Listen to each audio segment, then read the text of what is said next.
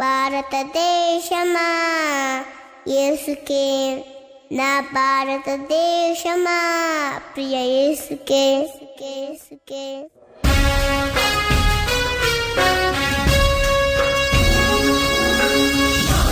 హల్లెలూయా. అందరి చేతులెత్తి దేవుని నామమున మహిమపడదాం. హల్లెలూయా. దేవాతి దేవునికి మహిమ ఘనత ప్రభావం కలుగును గాక. ఈ మధ్యాహ్న కాల సమయంలో యమన సహవాసంలో మనందరం కలిసి దేవతి దేవుని ఆత్మతోను సత్యముతోను ఆరాధించడానికి దేవుడు మనకి ఇచ్చినటువంటి గొప్ప భాగ్యం కొరకై దేవతి దేవునికి మహిమ ఘనత ప్రభావం కలుగును గాక. దేవుని కృపను బట్టి 2018 నుంచి 2020 వరకు యమన సహవాసంలో నాయకులుగా కొనసాగడానికి నేను యమన సహవాసంలో నాయకులుగా కొనసాగడానికి దేవుడు కృపను అనుగ్రహించాడు. దేవతి దేవునికి మహిమ కలుగునుగా. నాటి నుండి నేటి వరకు కూడా మరొకసారి నేను యూత్లో వాక్యం చెప్పడానికి నాకు అవకాశం రాలేదు. కారణాలు ఎన్నైనా అవ్వచ్చు, కానీ దేవుని కృపను బట్టి మరొక తరుణాన్ని దేవుడు నన్ను జ్ఞాపకం చేసుకున్నాడు మీ మధ్య నిలబడటానికి. అయితే దేవుడు నన్ను వదిలిపెట్టలేదు, కానీ అనేక చోట్ల దేవుని తన కృపలో నన్ను వాడుకుంటూ బలపరుస్తున్నాడు. అందుని బట్టి దేవాతి దేవునికి మహిమ కలుగునుగాక. ముఖ్యంగా నిన్నటి దినాన జరిగినటువంటి యూత్ నటి కార్యక్రమం చాలా దేవునికి మహిమకరంగా, మీరు బాగా చేశారనే దానికంటే దేవుడు తనకు మహిమకరంగా జరిగించుకున్నాడు. అందుని బట్టి దేవుడికే ఘనత మహిమ ప్రభావం కలుగును గాక. చిన్న చిన్న డిస్టర్బెన్స్ కామనే అవి ప్రేమతో మనం సర్దుకుని ముందుకు వెళితే ఇంకా దేవుని నామాన్ని ఘనపరచడానికి, దాన్ని బట్టి అనేక మంది అది మాదిరికరంగా నడవడానికి ఉంటుంది కనుక ప్రతి ఒక్కరు కూడా కష్టపడడం, ప్రతి ఒక్కరికి కూడా వారి కుటుంబాన్ని దేవుడు ఆశీర్వదించి దీవించును గాక. హల్లెలూయా. దేవుడు ఈ ఆగస్టు 15వ తారీఖున దేవతి దేవుడు ఒక స్వతంత్ర దినోత్సవం రోజున యవన సహవాసంలో మాట్లాడడానికి దేవుడు నాకు ఇచ్చినటువంటి గొప్ప భాగ్యం కొరకే దేవుని స్తుతిస్తుంటున్నాను. స్వతంత్ర దినోత్సవము అంటే ఎందుకు వచ్చిందండి మనకి? స్వతంత్ర దినోత్సవం ఎందుకు వచ్చిందంటే 1757 నుండి 1947 వరకు బ్రిటిష్ వారు మన దేశాన్ని పరిపాలించడం జరిగింది. సుమారు 190 సంవత్సరాలు మన భారతదేశాన్ని వారు పరిపాలించినప్పుడు మనకు స్వతంత్రత లేనటువంటి రోజులవి. మనం ఏం చేయాలన్నా బ్రిటిష్ యొక్క పరిపాలనలో మనం ఉన్నప్పుడు మనకు స్వతంత్రత లేనటువంటి దినాల్లో మనం బ్రతకం. తర్వాత 1947లో కొంతమంది దేశభక్తులు, అనేక మంది స్వతంత్ర సమరయోధులు కష్టపడి మనకి ఏం తీసుకొచ్చారండి? స్వతంత్రాన్ని తీసుకొచ్చారు. ఈ ఆగస్టు 15వ తారీఖున ప్రతి ఒక్కరిని కూడా మనం ఏం చేసుకుంటామండి? జ్ఞాపకం చేసుకుంటాం ఖచ్చితంగా. అల్లూరి సీతారామరాజు గారిని కావచ్చు, భగత్ సింగ్ గారిని కావచ్చు, ఇంకా అనేక మందిని మనం జ్ఞాపకం చేసుకుంటాం. ఎందుకనంటే వారి శ్రమ ఫలితార్థమే ఆగస్టు 15 స్వతంత్ర దినోత్సవం మనకు వచ్చింది. లేకపోతే వారు కష్టపడకపోతే, వారు శ్రమ తోర్చకపోతే ఈ రోజున స్వతంత్రంగా భారతదేశంలో మనం బ్రతకలేం. అవునా కదండి? మాట్లాడలేం, మీరు కూడా మనం బ్రతకలేం. అయితే దేవుడు తన భక్తులను ఏర్పరచి కూడా కొన్ని సూచనలు కూడా మనకు అనుగ్రహిస్తుంటున్నాడు. ఏమనంటే బైబిల్ గ్రంథంలో ఒక మాట రాయబడి ఉంటుంది. ఏమనంటే ఇంత గొప్ప సాక్షి సమూహము మేఘముల వలె మనల్ని ఆవరించినందున సులువుగా చిక్కులు పెట్టు ప్రతి భారమును, ఎబ్రిల్కి రాసిన పత్రిక 12వ అధ్యాయంలో ఉంటుందండి ఈ మాట. ఇంత గొప్ప సాక్షి సమూహము అంటే సాక్షి సమూహము అని అంటున్నాడు దేవుడు. ఇంత గొప్ప సాక్షి సమూహము మేఘముల వలె మనల్ని ఆవరించినందున సులువుగా చిక్కులు పెట్టు ప్రతి భారమును కూడా మనం ఒకసారి చదువుదామండి. మేఘము వలె మనల్ని ఆవరించినందున మనము కూడా ప్రతి భారమును సులువుగా చిక్కులు పెట్టు పాపమును విడిచిపెట్టి. చాలండి, సులువుగా చిక్కులు పెట్టు ప్రతి భారాన్ని మనం విడిచిపెట్టాలి. ఎవరిని చూసి? మన ఎదుట ఉన్నటువంటి కొంతమందిని మేఘం వల్ల మనకు సాక్షులుగా ఉంచాడు దేవుడు. సాక్షి సమూహము అని అంటే విశ్వాస వీరుడు. సాక్షి సమూహం అంటే ఎవరో తెలుసండి? విశ్వాస వీరులు. విశ్వాస వీరుల్లో నోహు గారు కావచ్చు, మోషే గారు కావచ్చు, అబ్రహాం గారు కావచ్చు, దావీదు గారు కావచ్చు, అనేక మంది మనకి సాక్షులుగా, సాక్షి సమూహంగా ఆయన మనకి చూపించడం జరుగుతుంది దేవాతి దేవుడు. ఎందుకు సాక్షి సమూహంగా పెట్టాడు? వారిని చూసి. ఎవరిని చూసి? ఈ 1947 స్వతంత్రాన్ని ఏ విధంగా అయితే కొంతమంది సమరయోధులు తీసుకొచ్చారో వాళ్ళని ఎలాగ జ్ఞాపకం చేసుకుంటున్నామో, మన ఆధ్యాత్మిక స్థితిలో కూడా దేవుడు కొంతమందిని మనకు ఆయన సాక్షులుగా చూపిస్తుంటున్నాడు మన కళ్ళ ఎదుట. ఎవరు వాళ్ళు? విశ్వాస వీరులు. నోవాహును చూసి నోవాహును ఏమంటున్నాడు? దేవుడే సాక్ష్యం ఇస్తున్నాడు. నోవాహుని గురించి ఏమని సాక్ష్యం ఇచ్చాడండి? నీతిమంతుడు, భూమి మీద ఇతను వంటి నీతిమంతుడు లేదంటున్నాడు. అబ్రహాం గురించి ఏమని సాక్షించాడు దేవుడు? నా స్నేహితుడు అన్నాడు, విశ్వాసులకు తండ్రి అన్నాడు. మోషేనేమన్నాడు? నా ఇల్లంతటిలో నమ్మకమైన వాడు అన్నాడు. దావీదుని గురించి ఏమన్నాడు? నా హృదయానుసారుడు. దేవుడే సాక్షి సమూహంగా ఉన్నటువంటి కొంతమందిని గురించి సాక్ష్యం ఇస్తుంటున్నాడు. అయితే బైబిల్ గ్రంథంలో కూడా ఒక అతను ఉన్నాడు, అతని గురించి కూడా సాక్ష్యం ఇస్తున్నాడు. బహుప్రియుడు. ఎవరినన్నాడు? దానియేలు గారు. దానియేలు గారిని ఏమన్నాడండి దేవుడు? దానియేలు, నువ్వు బహుప్రియుడవు. ఈ రోజున ఆయన పేరు మీద ఒక గ్రంథమే రాయబడి ఉంది. దానియేలు గ్రంథం ఎవరి పేరు మీద రాయబడి ఉందండి? ఆయన పేరు మీద దానియేలు గ్రంథాన్ని దేవుడు రాయించి పెట్టాడు మన కోసం. దానియేలు గ్రంథము, దానియేలు గారి జీవితం మన జీవితానికి కూడా చాలా దగ్గర పోలికలు ఉంటాయి. ఎందుకో తెలుసా? బబులోను రాజు చెరపట్టుకుని తీసుకువెళ్ళిపోతున్నప్పుడు బబులోనికి దానియేలు గారి వయసు ఎంతో తెలుసండి? సుమారు 15 సంవత్సరాలు అంట. దానియేలు గారిని బబులోనికి తీసుకువెళ్ళిపోతున్నప్పుడు నెబుకద్నెజర్ మహారాజు దానియేలు గారికి వయసు సుమారు 15 సంవత్సరాలని బైబిల్ పండితులు లెక్కించారు. 15 సంవత్సరాల వయసులో ఎక్కడికి వెళ్ళిపోయాడండి దానియేలు? బబులోను సామ్రాజ్యానికి వెళ్ళిపోయాడు. సుమారు 90 సంవత్సరాలు అక్కడే ఉన్నాడండి దావీదు. ఆయనకి ఇచ్చినటువంటి బిరుదు ఎప్పుడు ఇచ్చాడో తెలుసా? దానియేలు యొక్క చివరి రోజుల్లో దేవుడు ఏమిచ్చాడో తెలుసా? దానియేలుకి బహుప్రియుడు అన్నాడు. అంటే 15 సంవత్సరాల వయసులో తీసుకెళ్ళిపోయినటువంటి దానియేలు 85-90 సంవత్సరాల్లో దేవుని కూర్చున్నటువంటి ఒక సాక్ష్యాన్ని పొందుతున్నాడు. ఏమనో తెలుసా? బహుప్రియుడు అని. మనం కూడా బానిసత్వంలో రాలేదు, కానీ పొట్ట కూటు కొరకు ఎక్కడికి వచ్చామండి? కువైట్ దేశానికి వచ్చాం. ఈ కువైట్ దేశానికి వచ్చినటువంటి మనము ఏ విధమైనటువంటి సాక్ష్యాన్ని పొందాం? దానియేలు తన విశ్వాస జీవితాన్ని ఎప్పుడు కూడా మర్చిపోలేదు, తన విశ్వాస జీవితాన్ని ఎప్పుడు కూడా వదులుకోలేదు.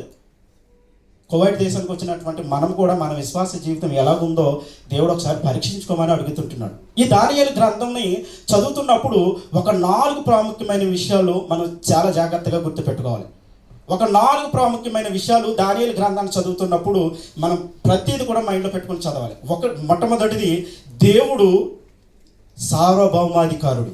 దేవుడు సర్వభౌమాధికారుడని ఈ పరిశుద్ధ గ్రంథంలో ఉన్నటువంటి దానియేలు గ్రంథం చదువుతున్నప్పుడు, ఈ చివరి నుంచి ఆ చివరి వరకు చదువుతున్నప్పుడు మనకు అర్థమైనటువంటి పరిస్థితి ఏంటంటే, దేవుడు సార్వభౌమాధికారుడు, సర్వాధికారి అని మనం ఆలోచన కలిగి మనం మనసులో పెట్టుకుని, మన మైండ్లో పెట్టుకుని దాన్ని చదవలసిన వారికి ఉంటున్నాం. రెండవదిగా, ఈ సార్వభౌమాధికారి కలిగినటువంటి దేవుణ్ణి ఎవరైతే ఆశ్రయిస్తారో, ఎవరైతే తన ఎదుట భయభక్తులు కలిగి ఉంటారో, ఎవరైతే ఆయన ఆజ్ఞను అనుసరిస్తారో, ఆయన ఎదుట విధేయత కలిగి ఉంటారో, అంతిమ విజయము విధేయత కలిగిన వారిదే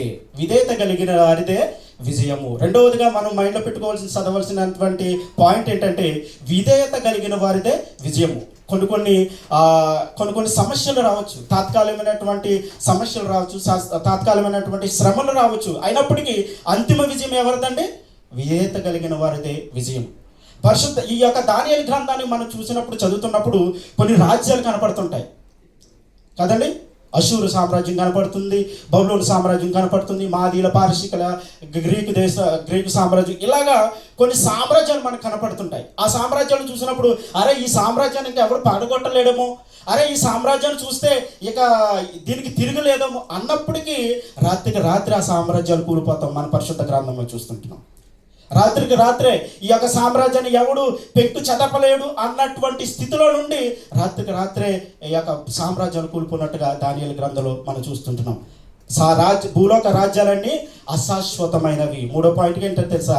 భూలోక రాజ్యాలన్నీ అశాశ్వతమైనవని మనం మైండ్లో పెట్టుకుని దానియేలు గ్రంథాలు చదవాలి. ఇక 4వదిగా, మనం ఏది శాశ్వతమైనదండి? అశాశ్వతమైనది భూలోక రాజ్యాలు అయితే 4వ పాయింట్, శాశ్వతమైనది దేవుని రాజ్యం. శాశ్వతమైనది ఏంటండి? దేవుని రాజ్యం. దేవుని రాజ్యం అంటే ఏంటో తెలుసా? దేవుని రాజ్యం అంటే తెలుసండి? దేవుని రాజ్యం అంటే దేవుని సంఘం. 2000 సంవత్సరాల క్రితం యేసుక్రీస్తు కట్టినటువంటి ఈ రాజ్యాన్ని అనేక మంది కూల్చడానికి ప్రయత్నం చేశారు, కానీ నామరూపాలు లేకుండా పోయారు. ఇప్పటికీ దేవుని రాజ్యం సార్వత్ర సంఘంగా నిలబడుతూనే ఉంది. హల్లెలూయా. దేవుని రాజ్యం అనగా శాశ్వతమైనటువంటి ఈ రాజ్యాన్ని కథపగలిగిన వాడు ఎవడు లేడు, ఎవడు కూడా రాలేడు. ఎందుకో తెలుసా? ఇది యేసుక్రీస్తు యొక్క పునాది మీద కట్టినటువంటి రాజ్యము, సువార్త కలిగినటువంటి రాజ్యము, ఇది క్రీస్తు రాజ్యం. ఈ 4 విషయాలు మనం ఖచ్చితంగా మైండ్లో పెట్టుకొని దానియేలు గ్రంథాన్ని చదివితే మనకి చాలా కులంకుషంగా అర్థమవుతుంది. మొట్టమొదటి, దేవుడు సర్వాధికారి అయినటువంటి దేవుడు అనే విషయాన్ని మనం గుర్తుపెట్టుకోవాలి. రెండవది, విధేయత కలిగిన వారిది అంతిమ విజయమని గుర్తుపెట్టుకోవాలి. మూడవదిగా, అశాశ్వతమైనది ఈ రాజ్యాలన్నీ మనం గుర్తుపెట్టుకోవాలి. నాలుగవదిగా, శాశ్వతమైనది మాత్రమే దేవుని రాజ్యం అనేది మనం గుర్తుపెట్టుకోవాలి. కాబట్టి దానియేలు గ్రంథాన్ని చదువుతున్నప్పుడు ఈ విషయాలు మనం ఖచ్చితంగా గుర్తుపెట్టుకోవాలి. ఇప్పుడు పరిశుద్ధ గ్రంథంలోకి వెళ్దాం, అసలు అంశంలోకి మనం వెళ్దాం. దానియేలు గ్రంథము 1వ అధ్యాయము 1 నుంచి 7 వరకు. యోధారాజుకు యెహోయాకీము ఏలుబడిలో 3వ సంవత్సరమున బబులోను రాజుకు నెబుకద్నెజరు యెరూషలేము మీదకు వచ్చి దానిని ముట్టడి వేయగా ప్రభువు యోధారాజుకు యెహోయాకీమును దేవుని మందిరములోని ఉపకరణములను ఆ రాజు చేతికి అప్పగించను. చాలండి. దానియేలు గ్రంథానికి వచ్చినప్పటికీ యోధారాజుకు యెహోయాకీము ఏలుబడిలో 3వ సంవత్సరమున బబులోను రాజుకు నెబుకద్నెజరు యోధా మీదకి వచ్చినట్టుగా లేఖనం మనకు తెలియజేస్తుంటుంది. దేవతి దేవుడు ఐగుప్తు దేశం నుండి కానాను దేశానికి నడిపిస్తున్నప్పుడు ఇశ్రాయేలులందరినీ 12 గోత్రాలు వారిని కానాను దేశంలో స్థిరపడిన తర్వాత 10 గోత్రాలు ఉత్తర వైపు, 2 గోత్రాలు దక్షిణ వైపుగా ఉన్నట్టుగా మనం చూస్తుంటాం. ఈ 10 గోత్రాలకు ఒక రాజు ఉండేవాడు, 2 గోత్రాలకి ఒక రాజు ఉండేవాడు. 10 గోత్రాలకు రాజు సెపరేట్గా ఉండేవాడు, 2 గోత్రాలకి సెపరేట్గా ఉండేవాడు. అయితే 2 గోత్రాలు కలిగినటువంటి యోధా రాజ్యంలో యెహోయాకీము ఏలుబడి చేస్తుంటున్నాడు. యెహోయాకీము రాజుగా ఉన్నప్పుడు 3 సంవత్సరాలు పరిపాలన చేస్తున్నప్పుడు, అతను 3వ సంవత్సరం జరుగుతున్నప్పుడు నెబుకద్నెజరు ఎక్కడికి వచ్చాడండి? నెబుకద్నెజరు ఎక్కడికి వచ్చాడు?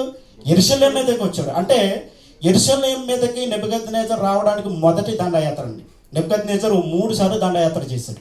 అయితే నెబుకద్నెజరుకి యోధా మీద చేసినటువంటి మొదటి దండయాత్ర, ఆ టైంలో నెబుకద్నెజరు దండయాత్ర చేస్తున్నటువంటి టైంలో యెహోయాకీము ఏం చేస్తున్నాడండి?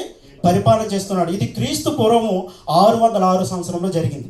606లో యెహోయాకీము పరిపాలన చేస్తున్నప్పుడు నెబుకద్నెజరు మొట్టమొదటి రాజు అయ్యాడు. అప్పుడే తన తండ్రి అయినటువంటి నెబూకద్నెజరు అప్పటికి రాజుగా ఉన్నాడు.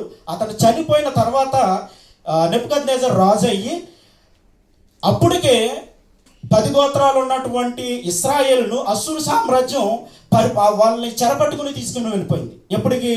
ఈ నెబుకద్నెజరు యోధా మీదకి రాకముందే ఈ 10 గోత్రాలు ఉన్నటువంటి ఇశ్రాయేలుని అష్షూరు సామ్రాజ్యం తన చెరలోకి తీసుకుని వెళ్ళిపోతే అష్షూరు చెరను కూడా జయించి ఈ నెబుకద్నెజరు ఎక్కడికి వచ్చాడండి?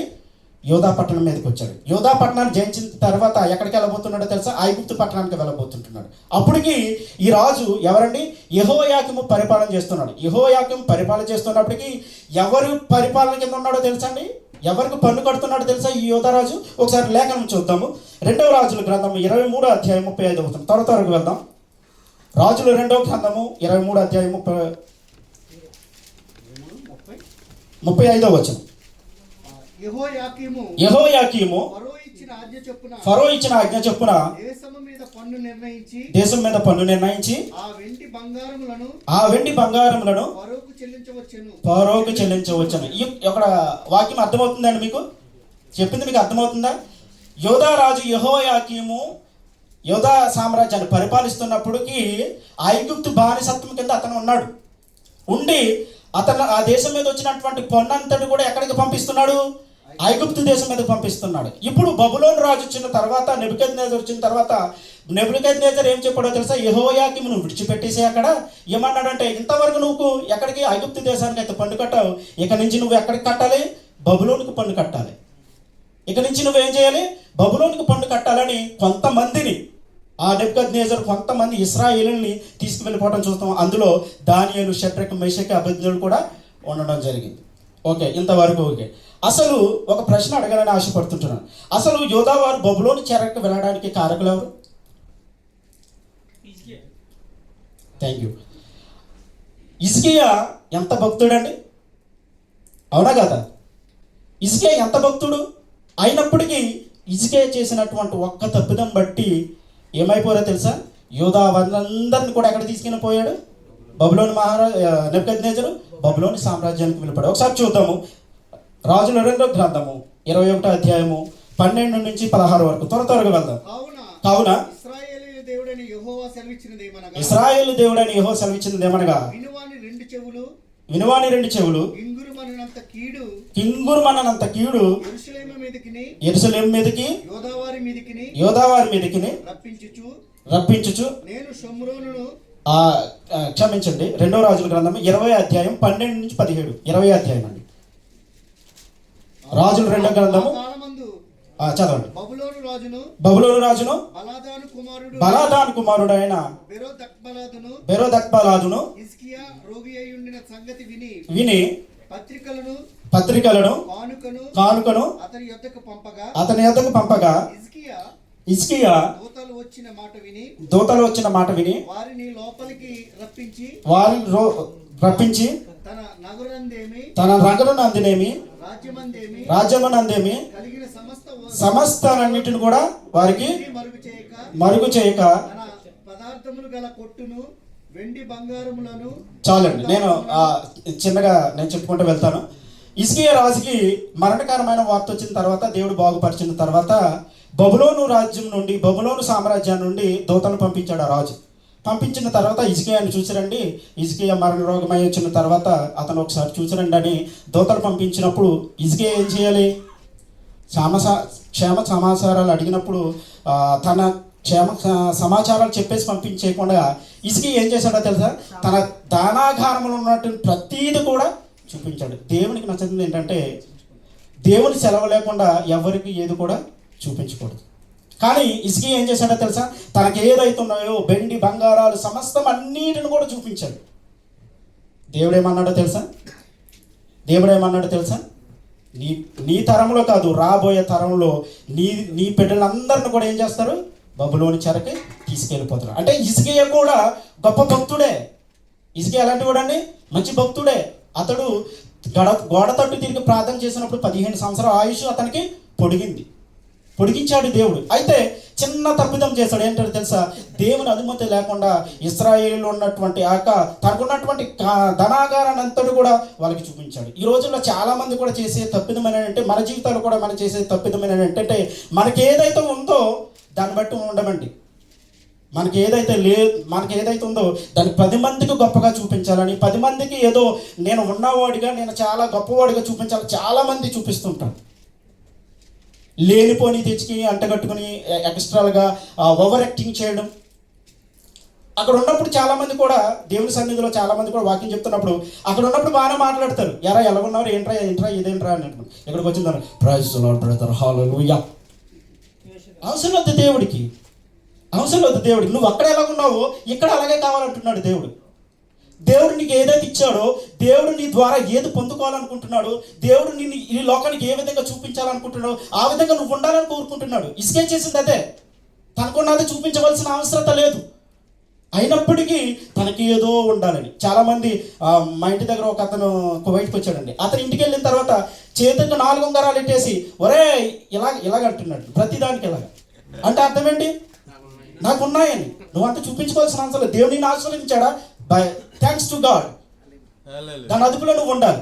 దేవునికి ఇచ్చాడా? దాన్ని బట్టి సమృద్ధిని కలిగి దేవునికి స్తుతులు చెల్లించాలి. నీకు గృహం ఇచ్చాడా? ప్రభు ఈ గృహాన్ని పొందుకోవడానికి అర్హులు నేను, అయినప్పటికీ నాకు ఇచ్చావు, అందుని బట్టి నీకు స్తోత్రాలు దేవునికి చెప్పు, దేవుని కృతజ్ఞతలు చూపించు. నీకు లేనిపోని ఆడంబాలు చేయవలసిన అవసరత లేదు. హిజ్కియా చేశాడు.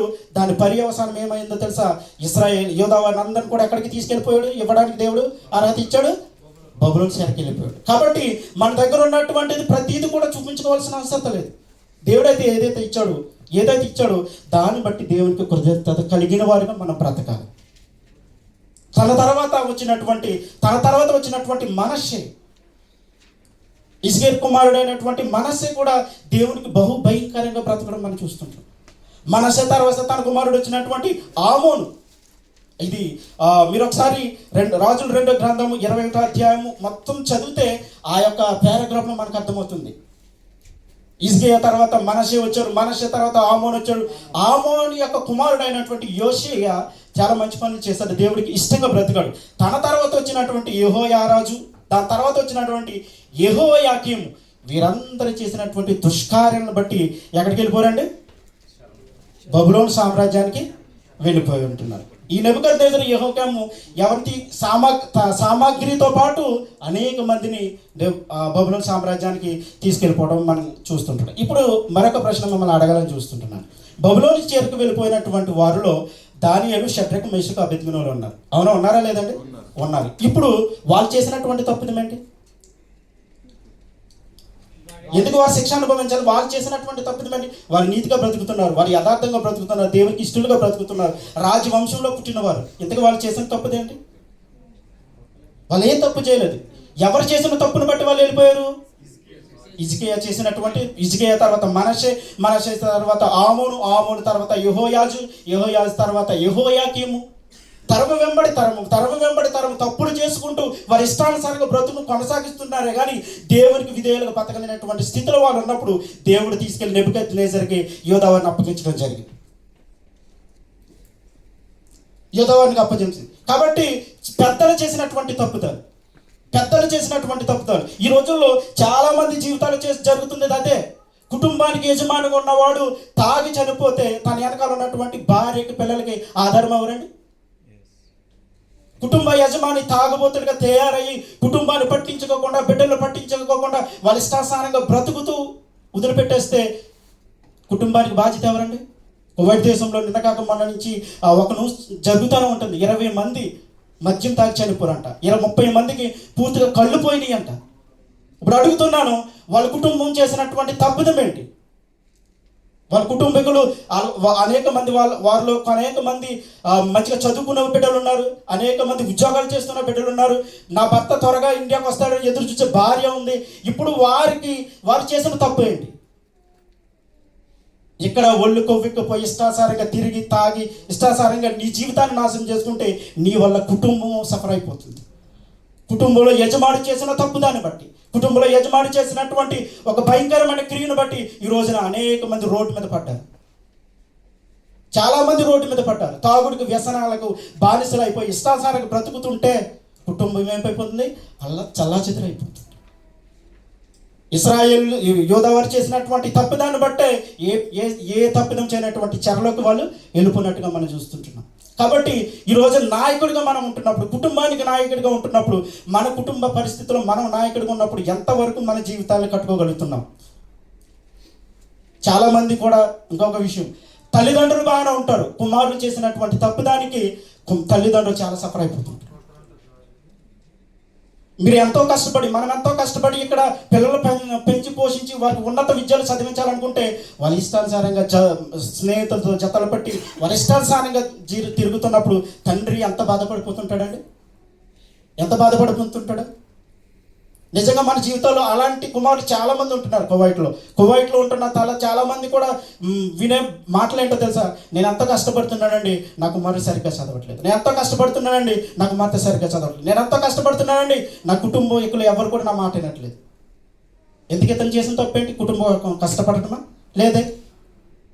కుటుంబం కోసం కష్టపడుతున్నటువంటి ఇతను వాళ్ళ ఇష్టాసారంగా తిరగడం బట్టి ఎంతో ఇతను సఫర్ అయిపోతుంది. 2000 సంవత్సరాల క్రితం ఇదే జరిగింది. ఏంటో తెలుసా? నీ పాపముల కొరకు, నా పాపముల కొరకు ఆయన ఏం చేశాడో తెలుసా? ఏ పాపము ఎరగని ఆయన మన కోసం పాపముగా చేయబడ్డాడు. పాపిగా కాదు, పాపముగా చేయబడ్డాడు ఆయన. నీ పాపముల కొరకు, నా పాపముల కొరకు శిలువపై రక్తాన్ని కార్చి, ఆయన రావాల్సినటువంటి అవసరత లేదు, ఆయన వచ్చి రక్తాన్ని కార్చవలసినటువంటి అవసరత లేదు. కానీ మీరు అపరాధముల చేతను, పాపముల చేతను చచ్చిన వారిగా మనం ఉన్నప్పుడు ఆయన ఏం చేశాడో తెలుసా? తన రక్తాన్ని మన కొరకు ధారపోసాడు. కాబట్టి ఈ రోజున దేవుడు మనకి హెచ్చరిస్తున్నటువంటి మాట ఏంటో తెలుసా? యోధావారి గురించి మనకి హెచ్చరిస్తున్నటువంటి మాట ఏంటో తెలుసా? ఒకవేళ కుటుంబ నాయకుడి గురించి నీ జీవితాన్ని సరి చేసుకోకపోతే నీకు శిక్ష తప్పదని దేవుడు హెచ్చరిస్తున్నాడు. ఒకవేళ కుటుంబంలో ఉంటూ నువ్వు ఎవరి వల్ల బాధ అనుభవిస్తుంటే ఒకసారి షడ్రకు, మేషకు, అబేద్నెగో, దానియేలు చూడు. వారిని హెచ్చించిన దేవుడు, వారి పక్షాన్ని నిలబడిన దేవుడు నీ పక్షాన్ని నిలబడటానికి కూడా ఆయన సిద్ధంగా ఉన్నాడని తెలియపరుస్తుంటున్నాడు. కాబట్టి దేవుని యొక్క వాక్యం మనకేం చెప్తుందో తెలుసా? మనము యథార్థంగా బ్రతకాలి. కుటుంబాన్ని పోషించే మనము, కుటుంబాన్ని సంరక్షించే మనము తప్పుడు మార్గంలో వెళ్ళిపోతే ఆ తప్పిన మార్గంలోకి వెళ్ళిపోయినటువంటి ఆ యొక్క శిక్షలన్నీ ఎవరి మీద పడుతున్నాయండి? ఆ ప్రభావం ఎవరి మీద పడుతుంది? కుటుంబం మీద పడుతుంది. కాబట్టి దేవుడు ఈ సమయాన్ని మనకు జ్ఞాపకం చేసేది ఏంటంటే మనం సరిగ్గా ఉండాలి. కాబట్టి క్రైస్తవ జీవితంలోకి వచ్చినటువంటి మనమందరం కూడా ఎలా ఉండాలి? దేవుడి యందు భయభక్తులు కలిగి ఉండాలి. దేవుడి చిత్తానుసారంగా మనం బ్రతకాలి. ఎందుకో తెలుసా? మన కొరకు ఆయన రక్తం కార్చాడు కనుక. ఎందుకు రక్తం కార్చాడు, ఎందుకు ప్రేమించాడో తెలుసా? ఆశ్చర్యకరమైన తన వెలుగులోకి పిలిచిన వాని గుణాతిశయములను ప్రచురము చేయని నిమిత్తం. ప్రచురము చేయాలంటే దేవుడు వెళ్ళిపోతే కూడా మనకి ఇచ్చినటువంటి ఆజ్ఞ అయితే మీరు సర్వలోకానికి వెళ్ళి సర్వ సృష్టికి సువార్తను ప్రకటించమంటారు. కాబట్టి నాయకుడిగా మనం మన కుటుంబాన్ని కట్టుకునేలా ఉండాలి. మరొకసారి దానియేలు గ్రంథము 1వ అధ్యాయము 1వ వచనం మరొకసారి చదువు, తొందరగా వెళ్తాం. ఏలుబడిలో 3వ సంవత్సరమున నెబుకద్నెజరు యెరూషలేము మీదకి వచ్చాడు. చాలండి. నెబుకద్నెజరు ఎవరండి?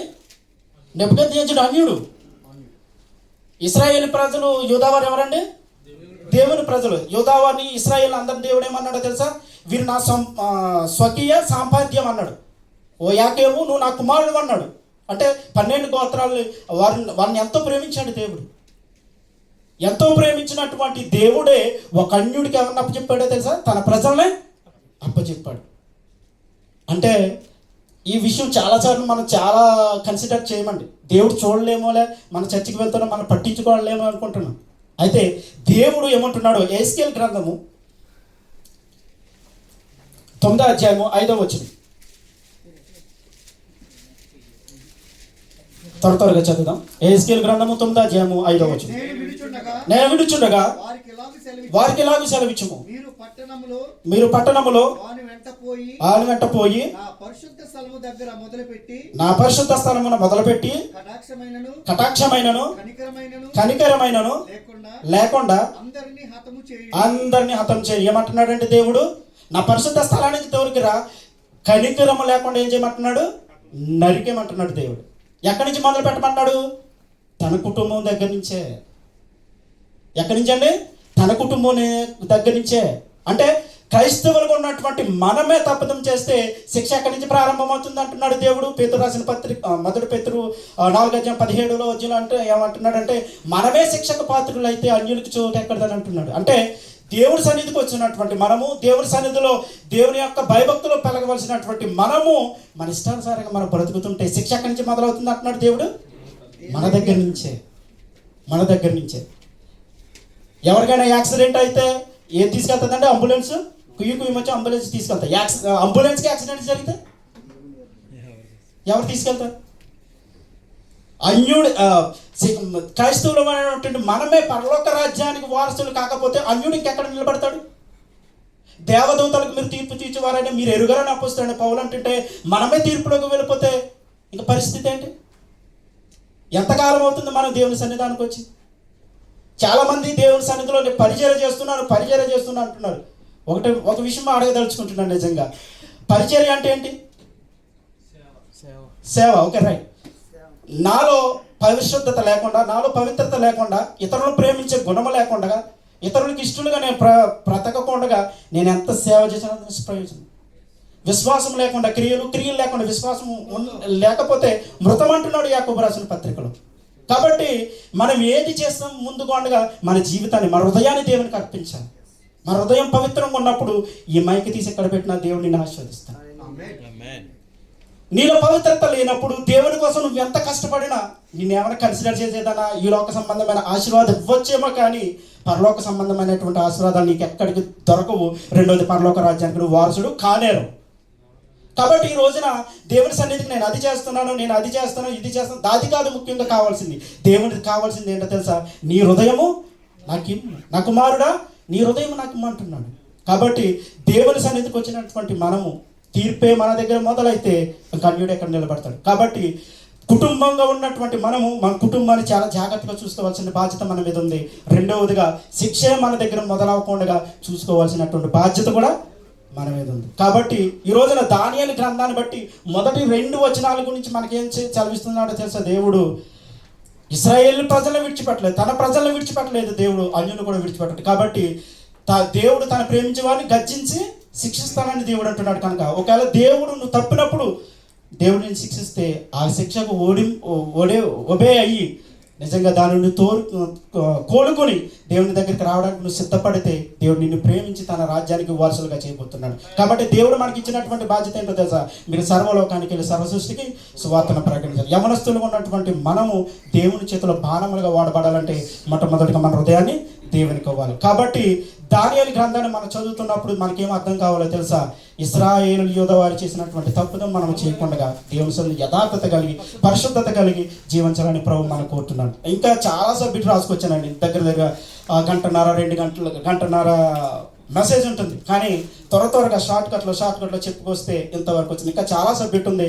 అది దేవుడి చిత్తం అయితే దేవుడు మరొక అవకాశాన్ని ఇస్తే మధ్య పంచుకోవడానికి ఇష్టపడుతున్నాను. తలలో ఉంచుతాం, ప్రార్థన చేద్దాం.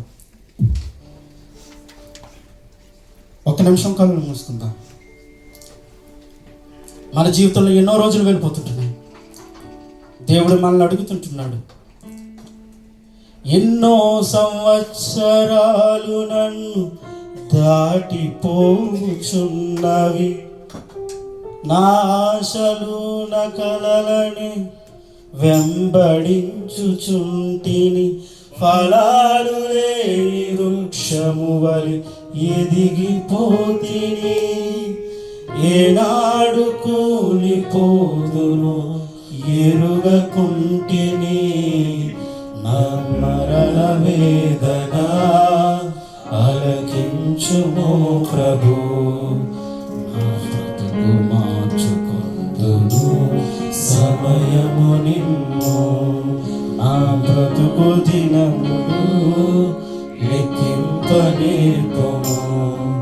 దేవాయి భూమిని వీడు గడియ నాకు చూడు. శాశ్వతమైన ప్రేమతో మమ్మల్ని ప్రేమించుచున్నటువంటి మా ప్రియ పరలోకపు తండ్రి, మీకు స్తోత్రాలు ప్రభువా. ఈనాడు నా తండ్రి దానియేలు గ్రంథంలో ఉన్నటువంటి కొన్ని వచనాల నిమిత్తం నా తండ్రి మేము నేర్చుకోవడానికి మీరు కృపను అనుగ్రహించారు నా తండ్రి ప్రభువా. అయ్యా ఇదిగో నా తండ్రి, దానియేలు షడ్రక్ మేషక్ అబేద్నెగోలు వారు ఏ తప్పుదం చేయనప్పటికీ తన పితరులు చేసినట్టు తప్పిదాన్ని బట్టి వారు శిక్ష అనుభవించినారు నా తండ్రి. ఈ రోజు మేము చేస్తున్నట్టు తప్పిదాన్ని బట్టి మా కుటుంబం ఎంతో సఫర్ అయిపోతున్నది నా తండ్రి. అయ్యా నీ సన్నిధిలో ఒప్పుకొంచుంటున్నాం, ఇక నుండి అలాగూ కాకుండా ప్రభావ నీ సన్నిధిలో యథార్థం కలిగిన వారుగా మేము బ్రతకాలని ఆశపడుతుంటున్నాం నా తండ్రి ప్రభావ. శిక్ష మా దగ్గర మొదలైతే, క్రైస్తవ జీవితం జీవిస్తున్నటువంటి మా దగ్గర శిక్ష మొదలైతే ఇక అన్యుడు ఎక్కడ నిలబడతాడు ప్రభావ. ఇదిగో తండ్రి మమ్మల్ని సరిదిద్ది సరిచేయమని నీ వాక్యపు వెలుగులో మమ్మల్ని నడిపించినందుకే కృతజ్ఞతాస్తుతులు చెల్లించుకుంటూ యేసు పరిశుద్ధ నామమున స్తుతించి ప్రార్థించి వేడుకుంటున్నాం పరమ తండ్రి. ఈ సమయాన్ని ఇచ్చినటువంటి యవన సహవాస లీడర్లు ఎదురువరికి అలాగే యవన సహవాస పాస్టర్ గారికి ప్రత్యేకమైన వందనాలు తెలియపరుస్తుంటున్నాం.